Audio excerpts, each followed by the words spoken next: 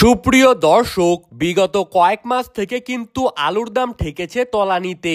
প্রত্যেকটি জেলাতেই আলুর দাম নিম্নমুখী, কিন্তু অবশেষে আলুর দাম বাড়ার কিন্তু বড়সড় সম্ভাবনা তৈরি হয়ে গেল। 2025 সালে কৃষক ও ব্যবসায়ীদের মাথা থেকে চিন্তার ভার যেন কমতেই চাইছে না। আলু সংরক্ষণ করে সকলেই কিন্তু পড়েছেন বিপদে।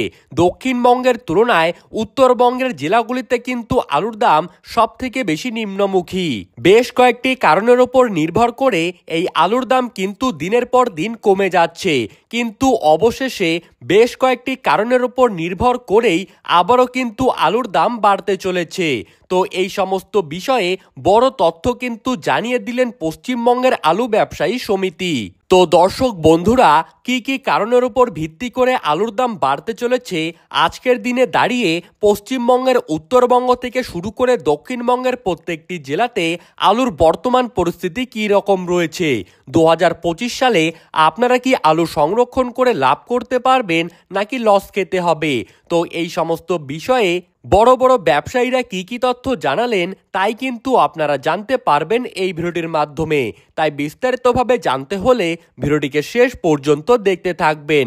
আর আপনি কোন জেলার আলুর বাজার দর সম্পর্কিত খবরের আপডেট পেতে চান সেই জেলাটির নাম ভিডিওর কমেন্ট বক্সে লিখে জানিয়ে দিবেন। আর সবার আগে সবার প্রথমে আলুর খবরাখবর পেতে আমাদের ইউটিউব চ্যানেলটিকে সাবস্ক্রাইব করে রাখবেন। তো চলুন এক নজরেই দেখে নেওয়া যাক। 2025 সালে পশ্চিমবঙ্গের বাজারে আলুর দাম নিম্নমুখী থাকার সবথেকে বড় কারণ হলো আলুর রপ্তানি।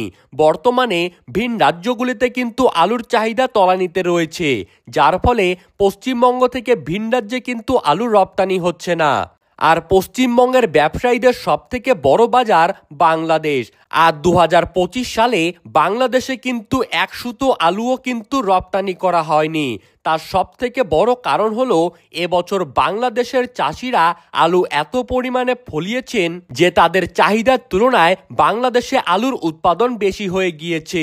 প্রতি বছর বাংলাদেশে কিন্তু সাধারণ মানুষদের জন্য 90,000 লক্ষ মেট্রিক টন আলুর প্রয়োজন হয়, কিন্তু এই বছর 2025 সালে বাংলাদেশের ব্যবসায়ীরা এবং চাষিরা মিলে এত পরিমাণ আলু ফলিয়েছেন যে সেখানে কিন্তু এই বছর 130,000 লক্ষ মেট্রিক টন আলুর উৎপাদন হয়ে গিয়েছে, যার ফলে বাংলাদেশে কিন্তু আলুর দাম একদম মাটিতে গড়াগড়ি খাচ্ছে।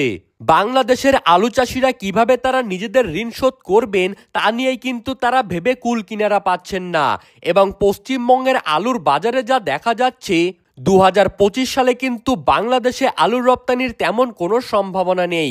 উল্টে বাংলাদেশ কিন্তু নেপাল ও ভুটানে আলুর রপ্তানি শুরু করেছে, যার ফলে ভারতের ব্যবসায়ীদের হাত থেকে কিন্তু ভুটান ও নেপালের আলুর বাজার হাতছাড়া হয়ে যাচ্ছে। কিন্তু বিশেষজ্ঞরা জানিয়েছেন 2025 সালে আগস্ট মাসের শেষের মধ্যেই বঙ্গোপসাগরে একটি ভয়ঙ্কর গভীর নিম্নচাপ তৈরি হতে পারে, যার ফলে পশ্চিমবঙ্গের পাশাপাশি বাংলাদেশের প্রত্যেকটি জায়গাতেই অতি ভারী বৃষ্টিপাতের পাশাপাশি তৈরি হতে পারে বন্যার পরিস্থিতি। আর তা যদি তৈরি হয়ে যায় তাহলে কিন্তু পশ্চিমবঙ্গের বাজারে আলুর দাম বাড়ার প্রবল সম্ভাবনা রয়েছে।